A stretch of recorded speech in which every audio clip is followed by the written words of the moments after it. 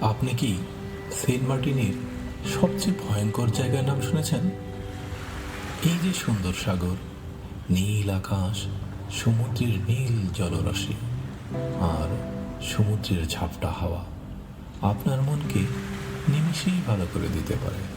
কিন্তু ঠিক এই জায়গায় নামলেই হতে পারে আপনার ভয়ঙ্কর মৃত্যু। সাগরটা শান্ত দেখালেও এর ভিতরে লুকোনো আছে অদৃশ্য বিপদ।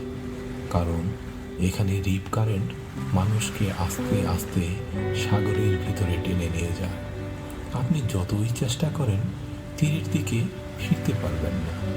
সাগর আপনাকে ধীরে ধীরে তার ভিতরে নিয়ে অদৃশ্য করে দেবে।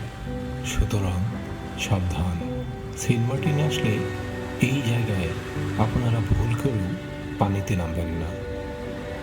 এটা সেন্ট মার্টিন দ্বীপের উত্তর পশ্চিম দিকে অবস্থিত।